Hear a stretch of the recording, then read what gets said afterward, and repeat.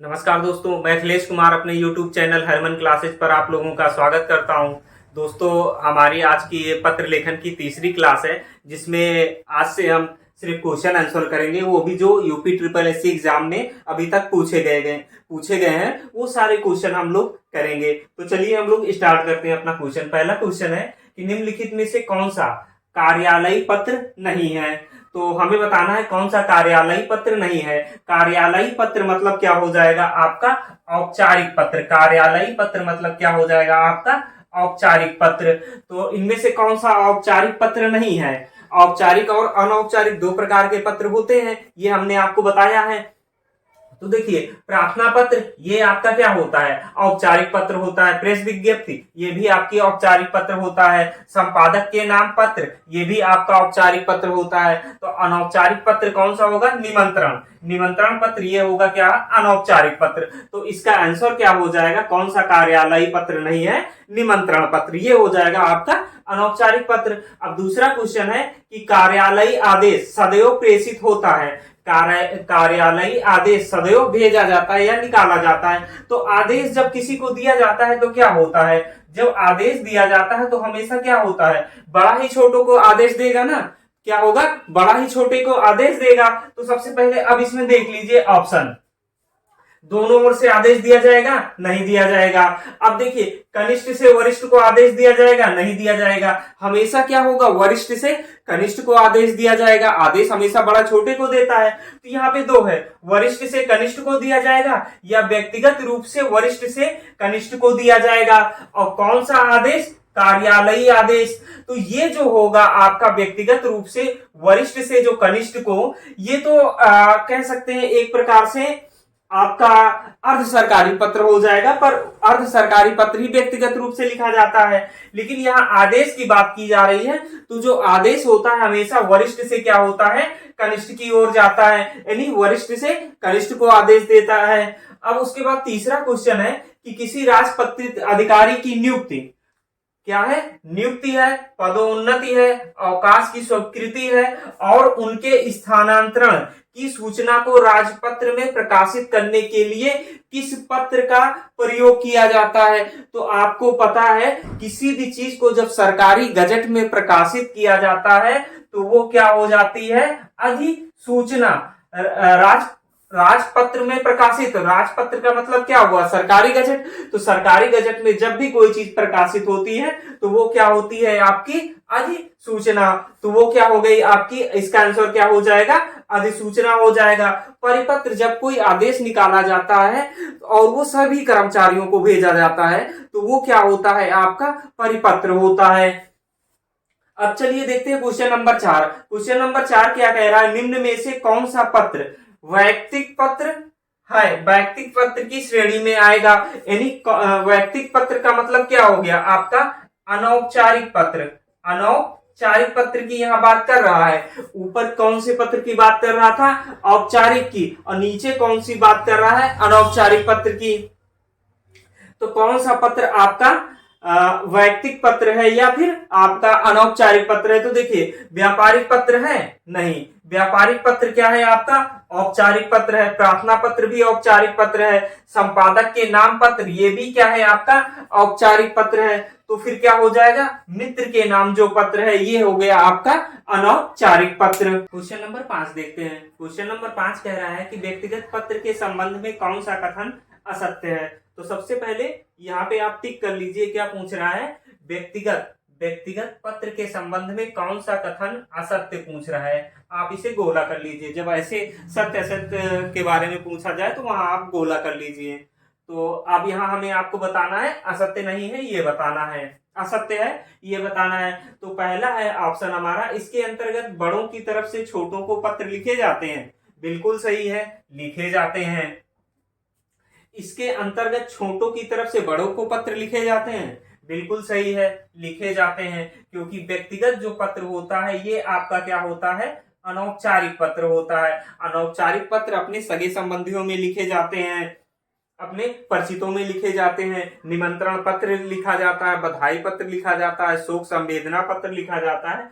तो ऐसे जो भी पत्र होते हैं ये सब सारे पत्र अनौपचारिक पत्र होते हैं या व्यक्तिगत पत्र होते हैं।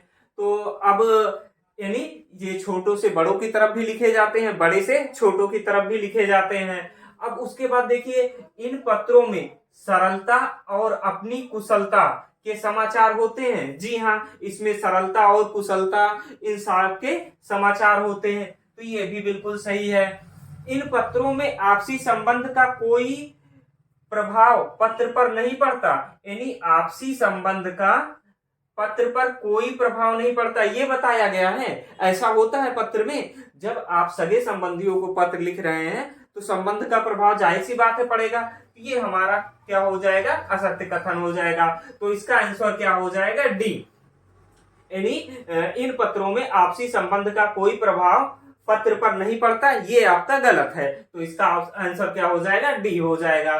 छठा क्वेश्चन है कि व्यावसायिक पत्र के संबंध में सही कथन कौन सा है। व्यावसायिक पत्र के संबंध में सही कथन कौन सा है, ये हमें बताना है। तो पहला कथन है कि ऐसे पत्रों में किसी विशिष्ट नियम या शब्दावली अथवा रूपरेखा की आवश्यकता नहीं होती है। पहला है कि ऐसे पत्रों में किसी विशिष्ट नियम, शब्दावली अथवा रूपरेखा की आवश्यकता नहीं होती।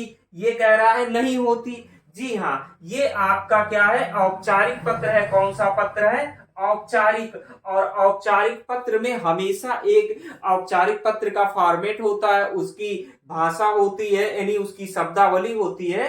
तो ये जो आपका ऑप्शन दिया गया है, ऑप्शन ए, ये आपका क्या हो जाएगा, गलत हो जाएगा। दूसरा आप देखते हैं, ऐसे पत्रों में संबोधन महोदय या महाशय आदि शब्दों द्वारा किया जाता है। जी हाँ, बिल्कुल सही।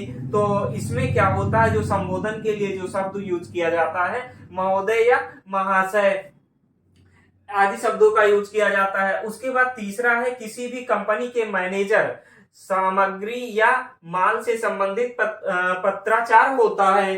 तो जी हाँ, किसी भी कंपनी, ये सही है, यानी किसी भी कंपनी के मैनेजर से सामग्री या माल से संबंधित पत्राचार होता है। तो यानी आपका कथन 2 और 3 सही है। तो हमें क्या बताना है, कौन सा कथन आपका सही कथन हमें ढूंढना है। तो सही ढूंढना, इसे अंडरलाइन कर लीजिए। तो 2 और 3 किसमें है, ऑप्शन सी में। तो इसका राइट आंसर क्या हो जाएगा, 2 और 3 आपके कथन सही हैं। क्वेश्चन नंबर 7 देखते हैं। अब क्वेश्चन नंबर 7 कह रहा है कि निम्नलिखित में से कौन सी पत्र की विशेषता नहीं है। यानी क्वेश्चन नंबर कह रहा है 7 कि निम्नलिखित में से कौन सी पत्र की विशेषता नहीं है। पत्र की विशेषता नहीं है, ये बताना है। तो देखिए, पत्र क्या होता है, संक्षिप्त होता है, इसकी विशेषता है संक्षिप्तता, इसकी विशेषता है। प्रेषक क्रमबद्धता भी इसकी विशेषता है। विनयशीलता यानी शिष्टता भी इसकी विशेषता है, पर प्रेषक इसकी विशेषता नहीं है। तो इसका जो आंसर हो जाएगा, ये हो जाएगा प्रेषक। प्रेषक इसकी विशेषता नहीं है। बाकी इसकी विशेषता संक्षिप्तता है, क्रमबद्धता है, विनयशीलता है, शब्दावली है, ये सब इसकी क्या है, विशेषता है। और उसके बाद अगला क्वेश्चन है, क्वेश्चन नंबर 8। गंदगी की समस्या से पीड़ित मोहल्ले वासियों की ओर से नगर पालिका अध्यक्ष को लिखा गया पत्र किस श्रेणी के अंतर्गत आएगा। गंदगी की समस्या से पीड़ित मोहल्ले वासियों की ओर से नगर पालिका अध्यक्ष को लिखा गया पत्र किस श्रेणी के अंतर्गत आएगा, ये बताना है। प्रार्थना पत्र होगा, आवेदन पत्र होगा, व्यापारिक पत्र होगा या शिकायती पत्र होगा। तो हम क्या करेंगे, गंदगी की समस्या का शिकायत ही करेंगे ना। तो इसका आंसर क्या हो जाएगा, शिकायती पत्र। यानी जो आपकी गंदगी की समस्या की ओर जो पत्र लिखा जाएगा, गंदगी की समस्या की ओर ध्यान आकर्षित कराने के लिए किसका, नगर पालिका अध्यक्ष का, वो क्या हो जाएगा, आपका शिकायती पत्र हो जाएगा। कभी कभी इसे स्वास्थ्य अधिकारी की तरफ भी स्वास्थ्य अधिकारी को लिखा जाता है, जैसे मलेरिया या डेंगू की जब बीमारी फैलती है तो वो क्या होता है, आपका शिकायती पत्र होता है। जब कोई सरकार पत्र ज्ञापन या कार्यालय ज्ञापन एक साथ अनेक प्रेषियों को भेजा जाए, उसे कहते हैं, उसे क्या कहते हैं, यानी जब कोई सरकारी पत्र या ज्ञापन, कार्यालय ज्ञापन होता है या कार्यालय ज्ञापन एक साथ अनेक प्रेषियों को, मतलब विभागों, मंत्रालयों या कर्मचारियों को भेजा जाए, तो उसे क्या कहते हैं, उसे कहते हैं परिपत्र, उसे क्या कहते हैं? परिपत्र, जिसे सर्कुलर कहते हैं। ये आपका अनुस्मारक पत्र होगा नहीं, क्योंकि अनुस्मारक पत्र दूसरे पत्र को याद दिलाने के लिए लिखा जाता है। अधिसूचना होगा नहीं, क्योंकि इसे क्या बोलते हैं? सरकारी गजट में प्रकाशित नहीं किया जा रहा है, तो क्या होगा? ये आपका परिपत्र होगा। उसके बाद अगला प्रश्न है प्रश्न नंबर 10 कि जब एक अधिकारी दूसरे अधिकारी को व्यक्तिगत नाम से पत्र लिखता है, व्यक्तिगत नाम से पत्र लिखता है, तो उसे क्या कहते हैं? जब एक अधिकारी दूसरे अधिकारी को व्यक्तिगत नाम से पत्र लिखता है तो उसे क्या कहते हैं? शासकीय पत्र, अर्धशासकीय पत्र, टिप्पणी या क्या कार्यालयी ज्ञापन कहते हैं। तो क्या कहते हैं? उसे अर्धशासकीय पत्र कहते हैं। जब एक सरकारी अधिकारी दूसरे सरकारी अधिकारी को व्यक्तिगत नाम से और सरकारी कामकाज के लिए, कौन सा? सरकारी कामकाज के लिए ही पत्र लिखता है, तो वो क्या होता है? आपका अर्धशासकीय पत्र कहलाता है। क्वेश्चन नंबर 11 देखते हैं। क्वेश्चन नंबर 11 कह रहा है कि एक विद्यार्थी को अपने स्कूल के प्रधानाचार्य को निवेदन में क्या लिखना चाहिए? यानी एक विद्यार्थी है, अपने स्कूल के प्रधानाचार्य को पत्र लिख रहा है, तो अभिनिवेदन में वो क्या लिखेगा? तो जब प्रधानाचार्य को पत्र लिखा जाता है तो सबसे नीचे जो यहाँ पे ये आपका पत्र हो गया, तो यहाँ पे जो लिखा जाता है, यहाँ पे क्या लिखा जाता है? आपका आज्ञाकारी शिष्य, यही लिखा जाता है ना जब प्रधानाचार्य को पत्र लिखा जाता है। तो इसका ऑप्शन क्या हो जाएगा? Option D. ऑप्शन डी सही हो जाएगा आपका आज्ञाकारी शिष्य। तो अभिनिवेदन क्या होता है? जो यहाँ सबसे नीचे लिखा जाता है, जैसे भौतिया हो गया, आपका आज्ञाकारी शिष्य हो गया, जैसे जिसको पत्र लिखा जाता है, तो उसी हिसाब से वो होता है क्या? अभिनिवेदन। अब चलिए अगला क्वेश्चन देखते हैं। अगला क्वेश्चन है कि मच्छरों के प्रकोप के संबंध में शिकायत पत्र लिखना हो तो किसे लिखेंगे? तो देखिए यहाँ पे जैसे कि आप यहाँ पे क्वेश्चन क्या कह रहा है? मच्छरों के प्रकोप के संबंध में शिकायत पत्र लिखना हो तो किसे लिखेंगे? यानी जो भी बीमारी आपके मोहल्ले में बीमारी फैल रही है या बिजली की समस्या है, तो ये सब जो पत्र लिखेंगे वो कैसे पत्र होंगे? आपके शिकायत पत्र होंगे। कैसे पत्र होंगे? शिकायत पत्र होंगे। अब मच्छरों के प्रकोप के लिए है तो शिकायत पत्र किसे लिखेंगे? तो आप किसे लिखेंगे? स्वास्थ्य अधिकारी को लिखेंगे। किसे? स्वास्थ्य अधिकारी को, ना कि प्रधानमंत्री को लिखेंगे, ना कि प्रधानाध्यापक को लिखेंगे, ना शिक्षा अधिकारी को। किसे लिखेंगे? स्वास्थ्य अधिकारी को लिखेंगे। या फिर आप जिलाधिकारी को लिख सकते हैं, या फिर आप संपादक को लिख सकते हैं कि वो ये समस्या को अपने पेपर में छापे, जिससे लोगों का ध्यान इस तरफ आए, अधिकारियों का ध्यान। अब उसके बाद क्वेश्चन नंबर 13 क्या कह रहा है? यदि सभी राज्य सरकारों को कोई एक सरकारी पत्र भेजा गया हो तो उसे क्या कहते हैं? देखिए क्वेश्चन क्या कह रहा है? यदि सभी राज्य सरकारों को कोई एक सरकारी पत्र भेजा गया हो, किसे? सभी राज्य सरकारों को, तो उसे क्या कहते हैं? सूचना कहते हैं? जी नहीं। परिपत्र कहते हैं? हाँ। आज्ञा पत्र कहते हैं? नहीं। अधिसूचना? नहीं। अधिसूचना सरकारी गजट में प्रकाशित होती है, यानी इसे इंग्लिश में क्या बोलते हैं? सर्कुलर। क्या होता है? सर्कुलर इसे कहते हैं, यानी इसे पूरा सबको भेजा जाता है एक साथ। तो वो सूचना कौन सी होती है? आपकी परिपत्र होती है। अब आगे देखिए 14 क्वेश्चन है कि अधिसूचना का प्रयोग किस क्षेत्र में नहीं किया जाता? तो अधिसूचना का प्रयोग आपका नियम के क्षेत्र में होता है? जी हाँ। अधिकार के क्षेत्र में? जी हाँ। आदेश के क्षेत्र में? जी हाँ। कर्तव्य के क्षेत्र में नहीं होता। तो किस क्षेत्र में नहीं होता? आपका कर्तव्य के क्षेत्र में। तो इसका आंसर जो हो जाएगा कर्तव्य हो जाएगा, यानी ऑप्शन डी इसका सही हो जाएगा। अधिसूचना का प्रयोग किस क्षेत्र में नहीं होता? कर्तव्य के क्षेत्र में नहीं होता। अब आगे 15वां क्वेश्चन है कि सभी राज्य सरकारों को भेजा जाने वाला सरकारी पत्र। सेम क्वेश्चन नंबर 15 जो है ये 14 का कॉपी है, थोड़ा सा भाषा में परिवर्तन हुआ है। सभी राज्य सरकारों को भेजा जाने वाला सरकारी पत्र क्या होगा? आपका परिपत्र होगा, ना कि अधिसूचना होगी, ना अनुस्मारक होगा, और ना क्या होगा? कार्यालय आदेश। क्या होगा? परिपत्र होगा। क्वेश्चन नंबर 16 देखते हैं। क्वेश्चन नंबर 16 है आपका, यदि आपको अपने मित्र को पत्र लिखना पड़े तो संबोधन में लिखेंगे। यदि आप अपने मित्र को पत्र लिखते हैं तो संबोधन में उसके लिए क्या लिखेंगे? उसके लिए आदरणीय मित्र लिखेंगे, पूजनीय मित्र लिखेंगे? नहीं, ये सब अपने से बड़ों के लिए लिखा जाता है। प्रिय, उसके लिए क्या लिखेंगे, प्रिय मित्र लिखेंगे, महोदय भी नहीं लिखेंगे। तो आपका इसका आंसर क्या हो जाएगा, यदि आपको अपने मित्र को पत्र लिखना पड़े तो संबोधन में क्या लिखेंगे, प्रिय मित्र लिखेंगे।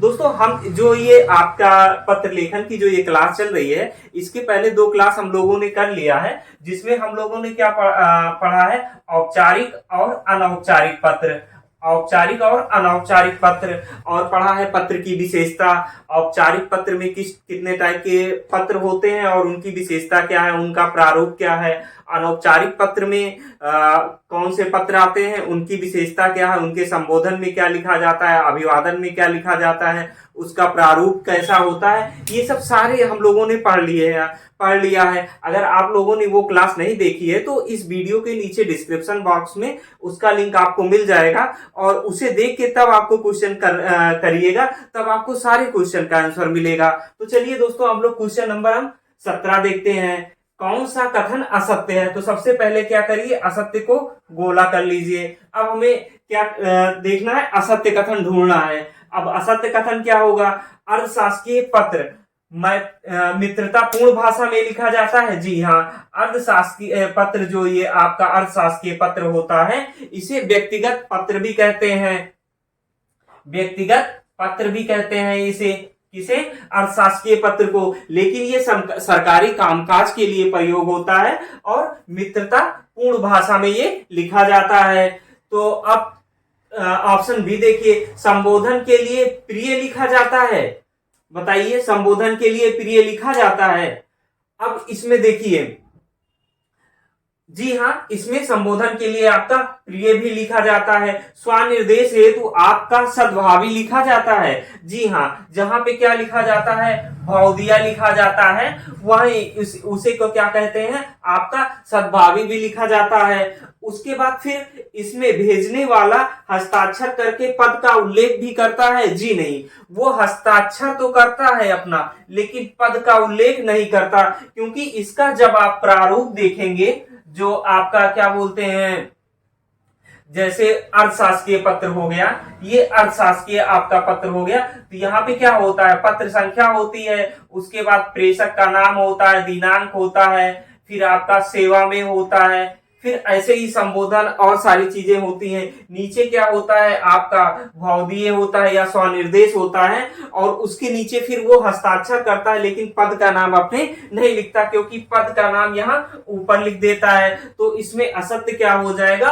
ऑप्शन डी, यानी ऑप्शन डी इसका सही हो जाएगा। इसमें भेजने वाला हस्ताक्षर करके पद का उल्लेख भी करता है। जी नहीं, सिर्फ वो हस्ताक्षर करता है, पद का उल्लेख नहीं करता है। क्वेश्चन नंबर 18 कह रहा है, यदि कोई पत्र सभी संबद्ध कार्यालयों को प्रेषित किया जाता है, सभी संबद्ध कार्यालयों को प्रेषित किया जाता है, यानी भेजा जाता है, तो उसे कहते हैं, क्या कहते हैं, ये आपका लगभग 4-5 बार आ चुका अभी तक, तो इसे क्या कहते हैं, परिपत्र कहते हैं, यानी सर्कुलर कहते हैं।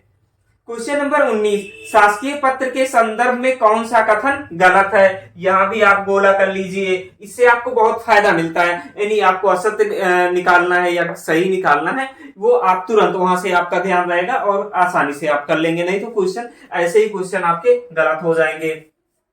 देखिए, ऑप्शन ए है कि पत्र के सबसे ऊपर पत्र संख्या लिखते हैं। जी हाँ, इसका पहले प्रारूप देख लीजिए। ये आपका प्रारूप में सबसे ऊपर यहाँ पे क्या लिखी जाती है, पत्र संख्या लिखी जाती है। उसके बाद यहाँ पे क्या लिखा जाता है, प्रेषक का पद व नाम, फिर आपका क्या होता है, संबोधन, और नहीं, यहाँ पे फिर क्या हो जाएगा, आपका दिनांक कह सकते हैं या प्रिय कह सकते हैं, फिर प्रेषिती का पद व नाम पता होता है, फिर संबोधन होता है। तो यहाँ पे क्या हो जाएगा, ये पत्र के सबसे ऊपर पत्र संख्या लिखते हैं। जी हाँ, पत्र संख्या के ऊपर तिथि लिखी जाती है। जी नहीं, यहाँ पे क्या लिखी जाएगी, पत्र संख्या के नीचे तिथि लिखी जाएगी, सबसे ऊपर पत्र आपका रहेगा। तो आपका ऑप्शन बी क्या हो जाएगा, इसके अनुसार कौन सा कथन गलत है, तो ऑप्शन बी आपका क्या है, गलत है। और फिर पत्र के बाईं ओर सेवा में लिखा जाता है। जी हाँ, यहाँ सेवा में लिखा जाता है। संबोधन में महोदय लिखा जाता है। जी हाँ, यहाँ बाईं ओर महोदय लिखा जाता है। यहाँ पत्रांक हो गया, यहाँ पे क्या हो गया, आपका प्रेषक का पद नाम, फिर यहाँ पे क्या लिखा जाता है, सेवा में लिखा जाता है, फिर यहाँ प्रेषिती का पद पदनाम व पता लिखा जाता है, फिर यहाँ संबोधन लिखा जाता है, इधर आपका दाईं तरफ क्या लिखा जाता है, दिनांक लिखा जाता है।